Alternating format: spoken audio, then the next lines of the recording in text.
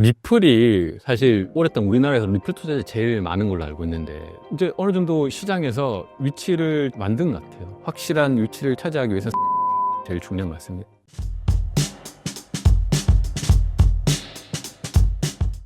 솔라나가 시가총액에서 리플에 밀린 상황입니다. 솔라나의 상황 어떻게 보시나요?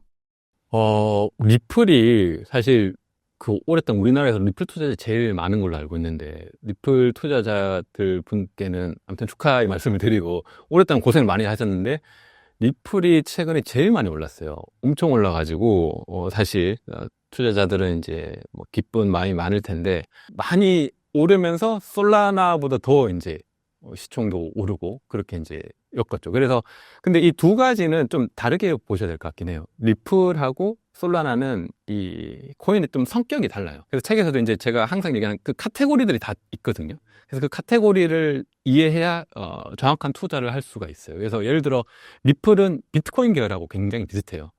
그러니까 어떤 화폐 그리고 어떤 그 통화, 어떤 자산 뭐 이런 역할이죠. 금융 뭐 이렇게 해서 그 비트코인 자체도 뭐 특별히 할 수 있는 게 없는데 그 통화로서 이런 역할을 많이 하는 거고, 근데 솔라나는 그런 게 아니거든요. 이더리움 포함한 솔라나는 여기에 어떤 자기만의 생태계가 있어요.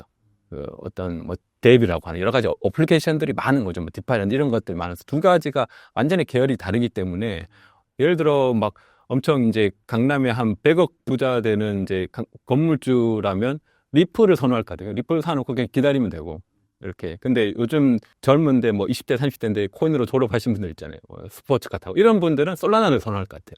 솔라나에서 이제 열심히 24시간 계속 뭘 하면서 더 추가 수익을 내거든요. 그러니까 그런 좀 성향이 좀 달라요.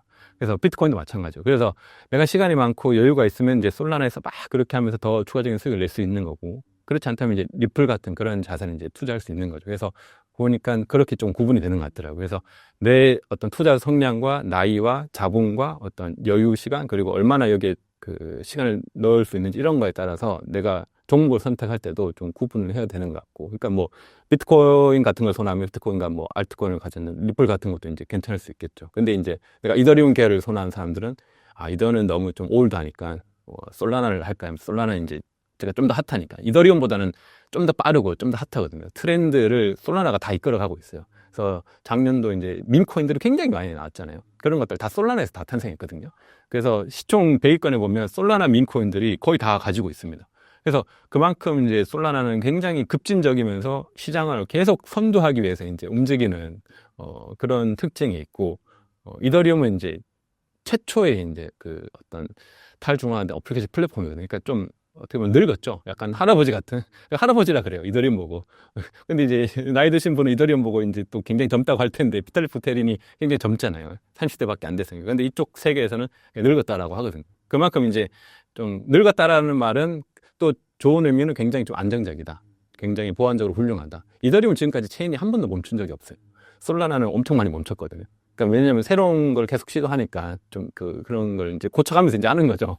약간 그런 컨셉이라고 보면 될 것 같아서 두 개 좀 다르다. 근데 아무튼 리플은 계열이 달라서 그런 쪽에서 좀 많이 올랐고, 그리고 스테이블 코인 이슈도 있는 것 같습니다. 리플의 스테이블 코인을 이제 발행을 한다고 하니까 그런 것들이 좀 많이 다가와서 결국에 이제 금융이니까 트럼프하고도 같이 영향이 있고 굉장히 이제 좀 제도권에 가깝죠. 기존의 제도권하고 친한 그런 것들, 그게 이제 리플 쪽이고, 솔라나는 좀 제도권이 없었던 좀 새로운 시도를 하는, 그렇게 이제 구분하면 될 것 같아요.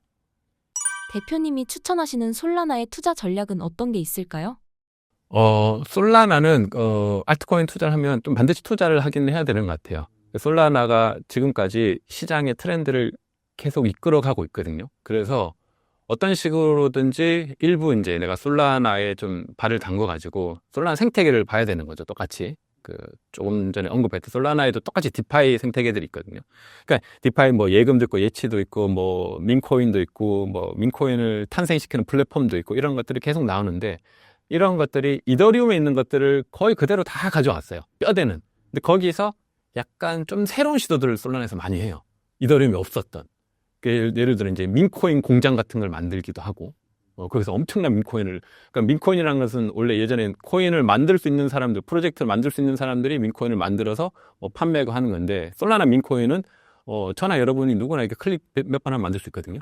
몇 번 해가지고 내가 유동성 나면 민코인 만들어서 민코인 제작해서 잘 되면 대박 뭐 이렇게 되는.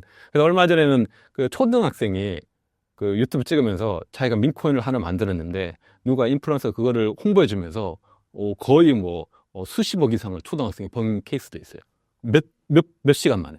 그러니까 그런 것들이 이제 가능한 게 이제 솔라나 생태계거든요. 그래서 그런 어떻게 보면 현 시대의 어떤 뭐 인터넷 시대의 어떤 트위터나 이런 걸 굉장히 잘 활용하는 그러한 어떤 코인이라고 보면 되니까 또 재미도 있고 뭐 그렇습니다. 그래서 그런 것들을 같이 이제 하시면 좋을 것 같아요. 리플이 크게 하락했다가 다시 상승장에 올라탔습니다. 하락했던 이유는 무엇이고 다시 상승하게 된 이유는 무엇인가요? 리플 하락하고 상승한 특별한 이유보다는 그것도 역시 기본적인 시장의 전 조정이라고 보고 있어요. 그래서 리플이 굉장히 많이 올라가지고 실제 리플이 그러니까 다른 그 시가총액 그 최근에 어떤 90일간의 알트코인의 변화를 보면 거의 탑 뭐 한 4, 5에 있거든요. 그러니까 그만큼 원래 알트코인은 변동성이 워낙 커서 뭐 90일 해도 뭐 몇천 프로 되는 게 항상 상위에 많이 있어요. 근데 리플이 이제 그 정도 올랐으니까. 근데 리플은 굉장히 오래된 코인이거든요. 보통 알트코인에서 그렇게 급등하는 것들은 신생 코인들이 급등하지 그 오래된 코인들이 잘 급등하지는 않거든요. 그러니까 그렇게까지는 오르긴 하죠. 그래서 굉장히 많이 오른 그것의 어떤 전 건강한 조정이라고 보고 있습니다. 네. 리플 상승세가 앞으로도 계속 지속될 수 있을 것으로 예상하시나요?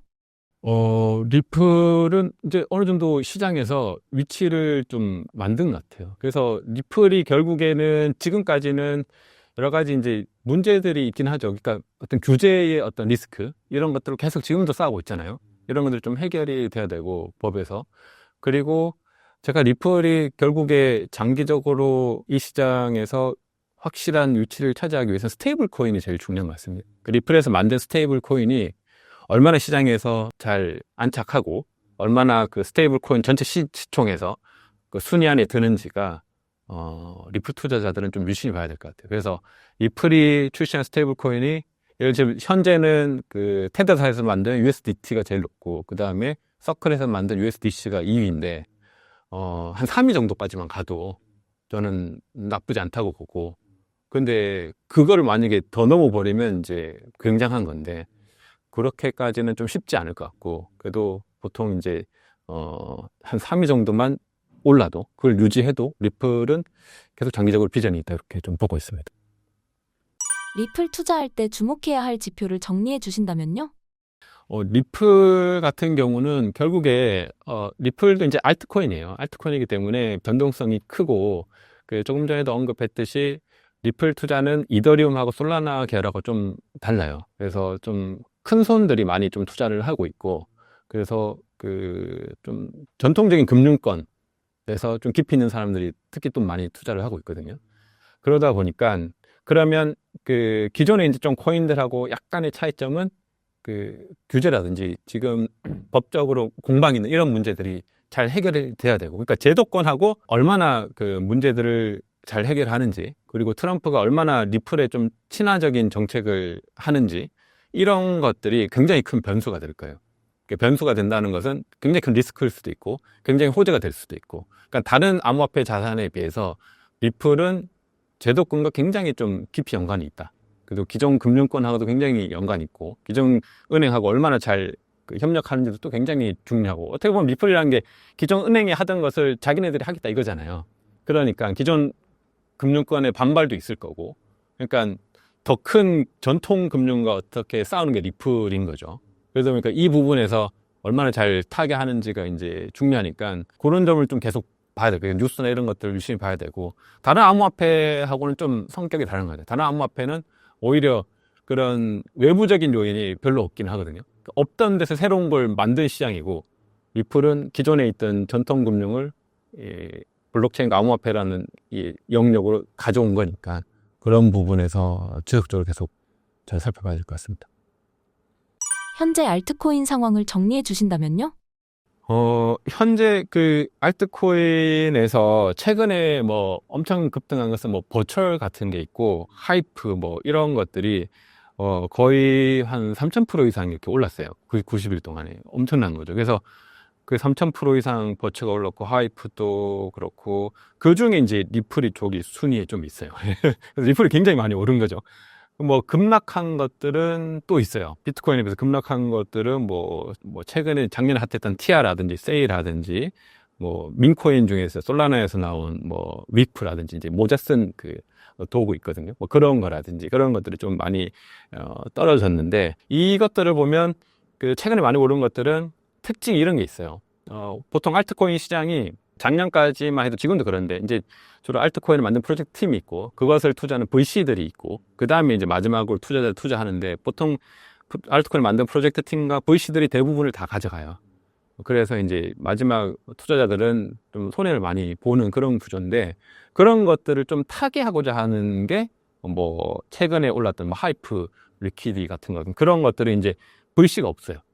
VC 없이 그냥 진짜 투자자들이 초반에 바로 투자한 사람들이 그걸 투자하면서 막 에어드랍 해주면서 뭐 에어드랍을 막 10억 단 이상도 받기도 하고 막 그 정도 규모로 했거든요. 그러면서 시장에서 뭐야 하면서 굉장히 핫해진 거죠. 그러면서 또 투자하면서 상장하고 나서도 한 10배 이상 오른 뭐 그런 코인인데 그런 어떤 단기간에 확 오르는 코인들이 있어요. 근데 그런 것들은 보면 실제 기술력도 있고 기존에 이제 이 블록체인 업계에서 개발을 많이 했던 오래 했던 경력을 가진 사람들이 또 모여서 만들기도 하고 그러면서 좀 시장에서 좀 새로운 트렌드를 이끌려고 하는 그런 것들이 이 시장에 계속 나오는 것 같아요. 그래서 그런 좀 트렌디한 것들이 확실히 많이 오르는 것 같고 그런 것들을 잘 주목해 보면 기회들은 여전히 많다 이렇게 보고 있어요.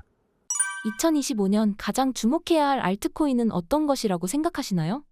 2025년을 보면 일단 올해 새롭게 출시되는 그 레이어 1의 알트코인들이 많이 있어요. 그 중에 좀 제일 시장에서 핫한 게 베라체인이라는 게 있습니다. 베라체인이 있는데 그거는 이제 굉장히 오래됐는데 이제 NFT 홀더들로 시작해서 이제 곰이죠. 곰 그림 NFT인데 그걸 가진 그 커뮤니티 중심으로 해가지고 NFT 홀더들이 점점 커져서 이제 실제 이제 메인넷시를 이제 올해 만드는 그런 이제 블록체인 서비스인데 이것도 이제 책에 또 좀 설명을 하긴 했습니다. 그래서 그것이 이제 올해 런칭했는데 그게 시장에서 제일 주목받고 있고 그런 것을 포함한 스토리 같은 뭐 IP 기반의 뭐 그런 새로운 블록체인 서비스를 꿈꾸는 그런 것들이 많이 있어요. 그러니까 없던 기존에 있었는데 좀 새로운 형태 그리고 새로운 것들 기존에 있는 걸 좀 해결하려고 하는 그런 것들이 계속 시장에서 출시가 되고 있어요. 그래서 그런 것들이 단기적으로는 좀 많은 수익을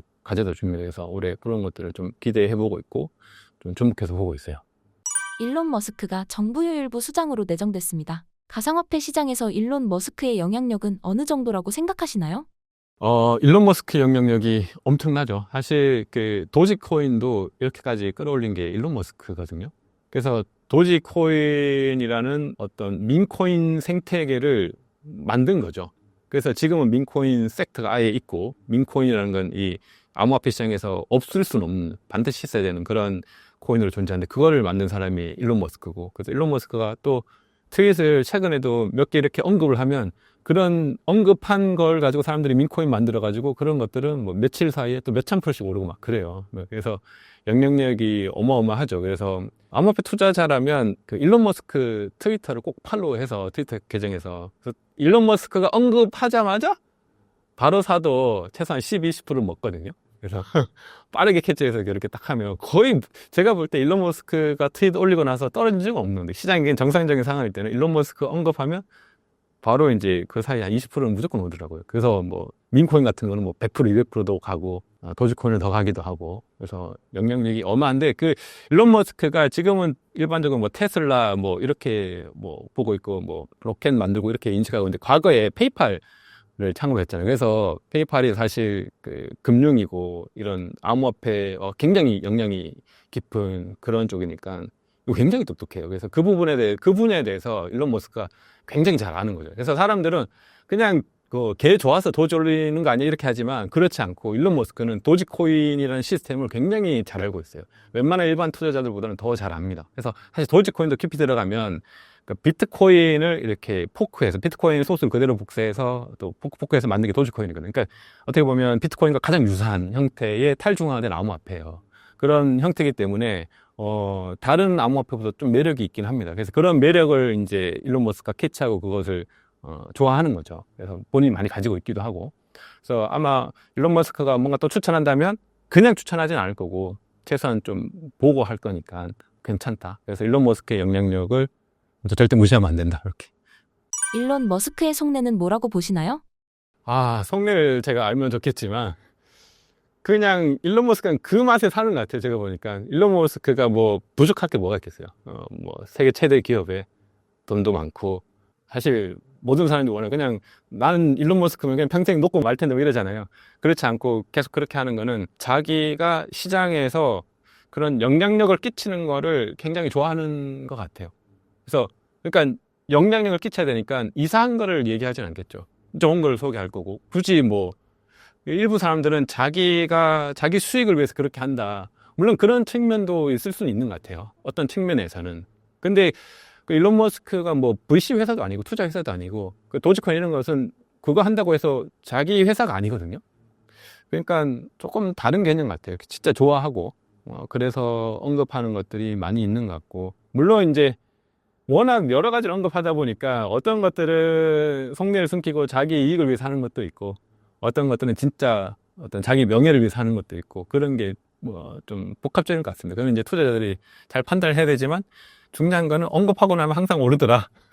네, 그렇게 해서 기억하면 될 것 같습니다. 이번 신간 알트코인 레볼루션에서 알트코인 대세 상승장은 반드시 오지만 과거와는 다른 방식으로 올 수 있다라고 되어 있습니다. 해당 부분을 소개해 주신다면요? 그러니까 알트코인이 그 시즌에 오면 과거에는 그냥 어떤 알트코인을 담아도 다 올랐어요, 무조건. 알트코인 불장 때는 그냥 막 다 가지고 있으면 다 막 올라요. 얼마나 많이 오르냐, 적게 오르느냐, 이 차이는 있었지만, 지금까지는 그랬고. 근데 이번에 알트코인 시즌은 그렇지는 않을 것 같습니다. 그러니까 일단은 알트코인 너무 많아졌어요. 너무 많아졌고, 그, 시간이 많이 오래된 것들도 있고. 그러니까 이제, 그러면서 이 시장도 좀 많이 성숙해서 예전에는 이 알트코인이라는 것이 내가 백서를 내고, 그냥 아이디어만 내고, 우리 이런 코인을 만듭니다. 투자해 주세요. 그래서 코인을 발행하고, 발행하고 나서 이제 그냥 프로젝트 한다고 해서 안 하는 이런 것도 되게 많았거든요. 근데 지금은 그렇지 않고, 지금의 알트코인 시장은 프로덕이 먼저 나와요. 우리 프로덕은 이게 있습니다. 이것을 검증해 보세요. 테스트 해 보세요. 그리고 괜찮으면, 나중에 투자를 하세요. 그래서 미리 검증한 사람들에게 에어드랍을 주고. 그러니까 투자자들이 미리 이제 프로젝트를 좀 검증을 해볼 수 있는 거예요. 그리고 VC들도 많이 좋아졌고, VC들의 투자 현황이나 이런 것들이 굉장히 이제 과거에 비해서 좀 더 투명하게 많이 볼 수 있는 거죠. 그래서 시장이 좀 많이 성숙해졌어요. 성숙해진 게 있고, 알트코인이 많아졌고, 그리고 ETF가 생깁니다. 비트코인 ETF가 생겼죠. 그래서 자금이, ETF로 간 자금은 이 거래소나 이 개인 지갑의 디파이 시장으로 오진 않거든요. 시장이 좀 구분이 됐어요. 그래서 기존 시장도 있는데, 코인 거래소를 통한 거래, 그리고 주시장이죠. ETF 시장. 여기 있는 자금이 일로 오진 않는단 말이에요. 그래서 이쪽으로 자금이 또 가면서, 예전에는 비트가 오르면, 이 거래소에서 비트 투자했던 사람들이 다시 알트 펌핑 올 때 비트 다 정리하고, 뭐, 다시 알트를 막 투자해서, 알트를 확 올려서 다시 비트를 사고, 요게 반복이었거든요. 근데 ETF로 간 거는 이걸 정리를 못 하는 거예요. 어차피 주식 투자하는 사람들이 하는 거기 때문에, 이 ETF 시장에서 이 비트가 이쪽으로 안 넘어오는 거죠.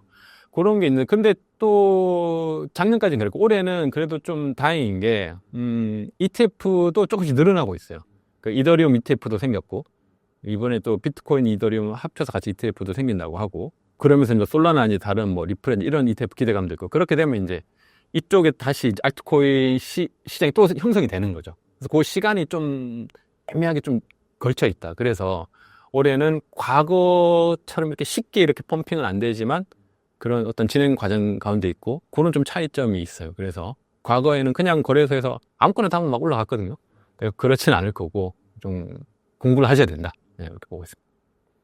알트코인 투자 타이밍은 어떻게 잡는 것이 좋을까요? 알트코인 투자 타이밍은 일단 지금 시점으로 보면 여전히 우리가 비트코인 도미넌스를 봐야 되고 어떤 시즌 인덱스라는 게 있어요. 이것도 이제 책에 굉장히 잘 소개되어 있는데 알트코인을 그 투자할 때 사용할 수 있는 지표예요. 시즌 인덱스인데 보통 그 시즌 인덱스가 그 최근 90일 기준으로 해가지고 시가총액 50위에 있는 알트코인이 비트코인보다 상승률이 좋을 때, 좋은 게 75%일 때, 그때가 알트코인 시즌이라고 얘기하거든요. 그래서 그런 그 알트코인 시즌 인덱스 보는 법을 책에도 설명되어 있으니 그걸 한번 보시면 좋을 것 같고. 그래서 그렇게 해서 알트코인 시즌 인덱스하고 비트코인 도미넌스도 이제 이해를 해야죠. 두 가지 지표를 보면 우리가 지금 알트코인 시즌이다 아니다를 어느 정도 판별할 수 있습니다. 그래서 알트코인 시즌이 아닐 때 들어갔다가 알트코인 시즌이 됐을 때 그 수익을 내고 빠져야죠. 그런데 대부분은 알트코인 시즌일 때 들어갔다가 시즌이 꺼지면 와 어떡하지 하고 4년 기다려야 되는 거예요. 지금 4년 기다린 분이 많을 겁니다. 대부분 그 지난번 알트코인 시즌 때 들어오셨거든요. 그러니까 계속 떨어지니까 아 어떡하지 왜 이렇게 되는 거죠. 근데 그 경험해 보신 분들은 시즌 인덱스하고 도미넌스를 보고 지금은 아직 시즌 인덱스가 안 됐어요. 그러니까 지금은 괜찮은 기회죠. 그래서 지금은 투자할 시기고 알트코인을 매수해야 될 시기고 매수했다가 언제 그러면 엑시트 하느냐. 그 시즌 인덱스가 그 3번을 지난번에 터치를 했어요. 그래서 그 한 번 터치하고 한 번 터치하고 한 번 터치하고 기회가 여러 번 옵니다. 한 번에 하고 꺼지지 않아요. 그래서 올해는 어떻게 될지는 똑같진 않겠죠. 그렇지만 그 시즌 인덱스 기준으로 올 텐데 그때 이제 인덱스가 지표가 오면 사람들이 흔히 계속 더 가져가요. 왜냐면 돈이 한 2-3배 늘었거든요. 그러면 5-6배 늘 것 같고 10배 늘 것 같아요. 그러다가 결국에는 수익 실현 못 하는데 다시 원점보다 더 빠지거든요. 시즌 인덱스가 오면 무조건 판다, 알트코인은. 아니면 뭐 내가 원금이라도 판다. 아니면 뭐 내가 원금을 예를 들어 뭐 1억을 넣었어요. 근데 시즌 인덱스 왔을 때 뭐 한 4억이 됐어. 그럼 2억은 빼고 2억만 가져간다. 이렇게 하든지. 그러면 좀 낫거든요. 그래서 수익 구간이니까 나머지 2억을 또 4년을 버틸 수 있는 거죠. 근데 1억 넣었는데 4억 갔다가 10억 갈 줄 알고 계속 기다리다 보면 1억이 어느 순간 2천만 원 되어 있거든요. 이거 어떡하지? 이렇게 되다가 그냥 또 4년 기다려야 되는. 너무 힘들죠. 그래서 시즌 인덱스하고 도미넌스를 잘 보시면 좋을 것 같습니다. 알트코인 중에서 현재 저평가되어 있는 코인을 선별해 주신다면요? 저평가되는 코인들이 좀 많이 있어요. 저는 특히 이제 저평가된 코인 중에서 레이어 1 코인들 중심으로 좀 보고 있고, 레이어 1은 이 암호화폐 생태계에서 굉장히 중요해요. 그래서 레이어 1에 대한 것도 책에 많이 설명되어 있는데, 만약에 지금 저평가되어 있는 코인을 고르라 하면 레이어 1 중에 뭐 코스모스 생태계에서 있는 것들도 좀 있고, 좀 오래되어 있으면서도 여전히 발전 가능성이 있는 코인들이 많이 있거든요. 그런 것들을 거기도 알트코인 시즌 인덱스 보면 나와요. 그래서 보면 비트보다 왼쪽에 있는 것들은 최근에 핫한 거고 오른쪽에 막 지지부진한 애들이 있어요. 20-30%씩 떨어지는 애들. 이런 애들 중에서 레이어 1들이 있습니다. 그래서 그 괜찮은 것들을 보고 이게 괜찮겠다 하면 그런 것도 좀 담으셔도 돼요. 근데 이제 잘 분별을 해야겠죠. 그래서 잘 판단해가지고 하시면 되는데 그런 레이어 1들도 책에 제가 거의 다 정리를 해놨어요. 그래서 레이어 1의 특징들이 다 다르거든요. 그래서 그것을 이해하고 레이어 1을 포트폴리오에 담으면 알트코인 시즌이 오면 또 수익을 낼 수가 있죠.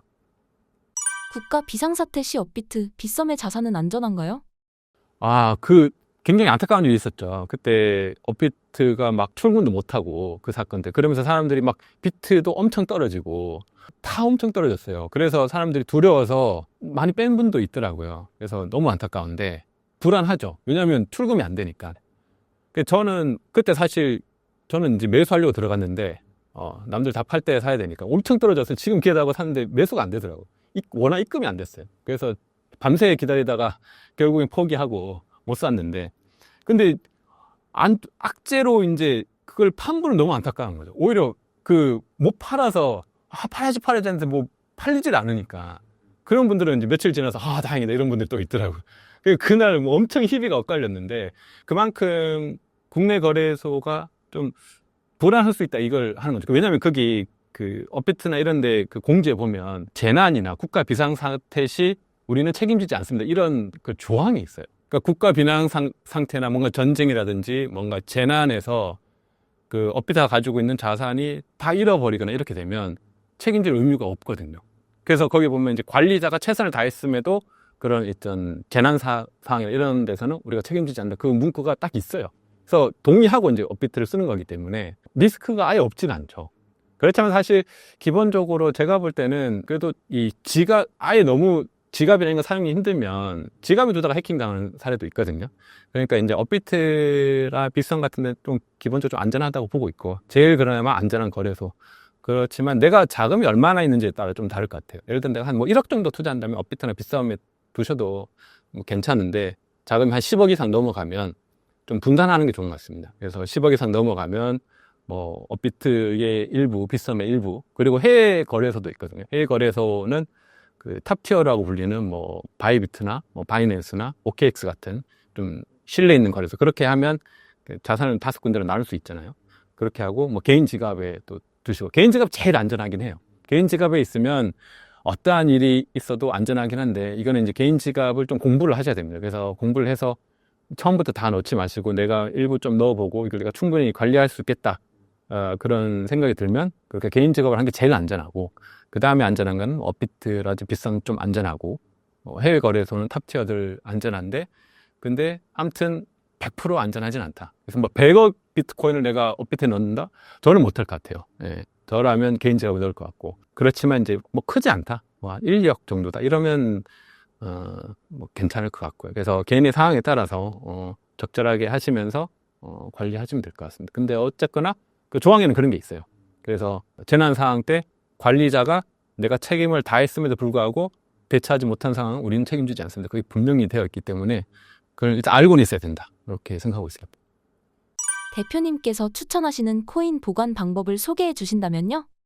저 같은 경우는 이제 분산해서 보관하고 있어요. 그 해외 탑티어 거래소에 이제 주로 테더 형태로 보관하고 있고, 그리고 뭐 비트코인 같은 거는 제 개인 지갑에, 개인 제 콜드 월렛이 있습니다. 콜드 월렛에서 제가 이제 책에도 좀 언급했고, 제 유튜브에도 그런 개인 지갑 보관법 이런 것들 많이 설명해 놨어요. 그래서 그 원칙만 지키면 해킹 절대 안 당하거든요.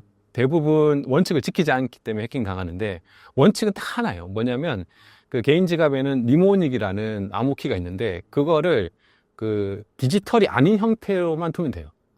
그러니까 처음부터 생성부터 그 보관까지, 그러니까 디지털 상태가 아닌 오프라인 상태에서만 관리하면 해킹 당할 일이 전혀 없어요.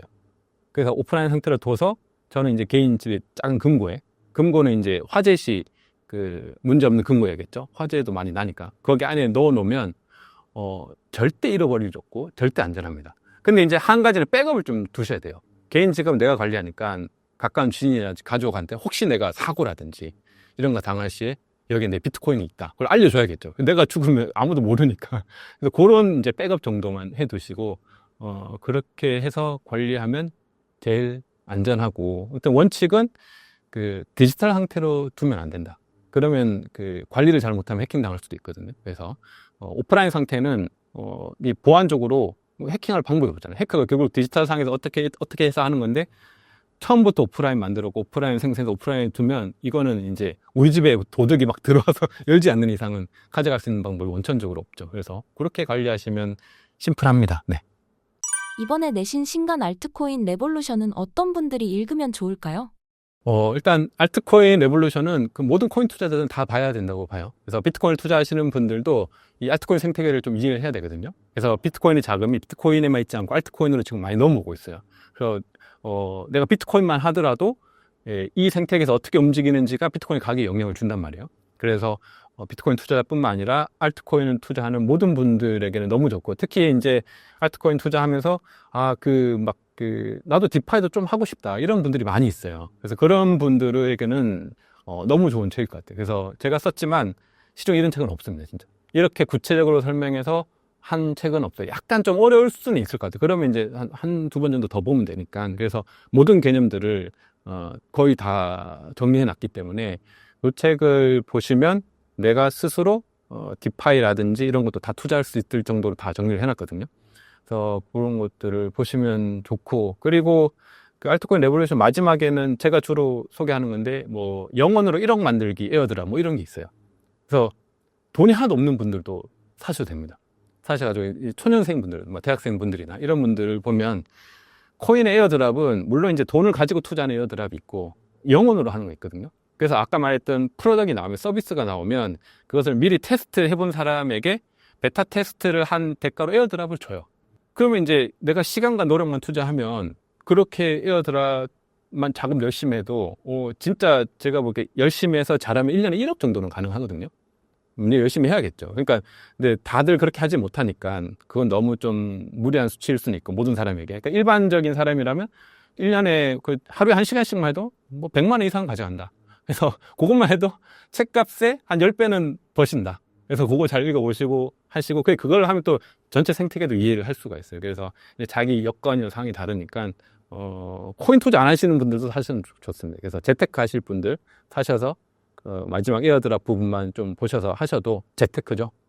소소한 재테크. 소소하지 않아요. 근데 어쩔 때는 엄청 많이 주기도 합니다. 한 번 했는데 100만 원씩 주기도 하고, 어떤 건 1000만 이상 되기도 하고, 케이스에 따라서. 그러니까, 자기 이제 실력에 따라 다르긴 하죠. 그렇게 해서 누구나 이렇게 추천해 주시고, 좀 힘들어 하시는 분들 있으면 이거 해서, 야, 너 방구석에 있지 말고, 이거 보고 따라하면, 야, 돈 벌 수 있대. 알바보다 낫대. 이렇게 해서 추천해 주시면 좋을 것 같습니다. 신사임당 시청자분들을 위한 한마디 부탁드릴게요. 네. 지금 뭐 비트코인 좀 많이 조정을 받고 있어요. 근데 이건 뭐 조정이고 비트코인이 하락 시그널이 아니거든요. 그래서 아주 긴 관점에서는 비트코인이 여전히 상승장이기 때문에 지금까지 투자해 오셨던 분들은 그걸 그대로 유지하시면 되고, 그래서 이제 알트코인의 어떤 마지막 기회니까, 올해 그 불장 전에 알트코인들도 좀 빠르게 좀 공부하셔가지고, 비트뿐만 아니고 알트로 좀 좋은 수익을 내셔서 올해는 높은 수익률 내시면 좋겠고, 외국 수익 내시면 반드시 현금화 꼭 하셔가지고, 계속 홀딩하지 마시고 적절하게 이제 수익화하시면 좋을 것 같습니다. 네, 감사합니다.